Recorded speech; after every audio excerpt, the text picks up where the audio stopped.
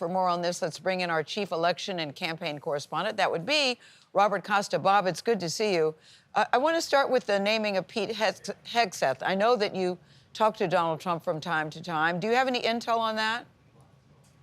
Good morning, Gayle. The pick of Pete Hegseth to run the Pentagon comes from a relationship that's built in recent years, sources tell me, between President-elect Trump and Mr. Hegseth. He is someone who is a regular on Fox News Channel, and Trump often regularly calls into that show that Hegseth hosts, and they've developed this rapport. Trump likes people who have served in uniform, and he respects the Ivy League credentials, I've been told, of Mr. Hegseth. He also sees Hegseth as someone who really connects with his base, and Trump is someone who has always processed television as a real tell of someone's ability to be a public leader. So it's a surprise to many outside of Trump's orbit, but not a surprise to those who are in it.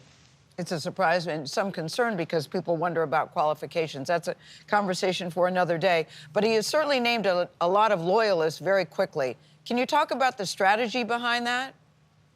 Well, with Hegseth and with others that have been named in recent days, you do see a through line.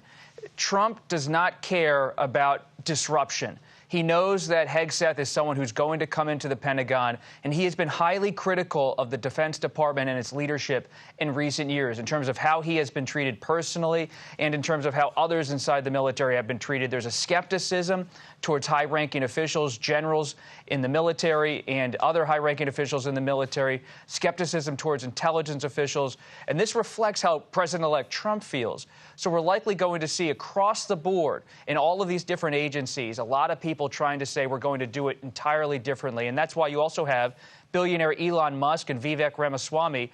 They're creating this outside task force. They're not going to be federal officials, but it's going to be called Department of Government Efficiency. Not a federal department, but it's a wink at Dogecoin, the cryptocurrency Elon Musk support. There's going to be all of these groups inside and outside that are power centers that are going to change how the federal government works. It's really potentially a very transformative time. If you're a conservative who likes Trump, you seem to love this idea, but many are also alarmed. Yeah, you know, transformative, and Elon Musk made a point of saying that he will be very transparent. The world is watching. We shall see. Thank you very much, Bob.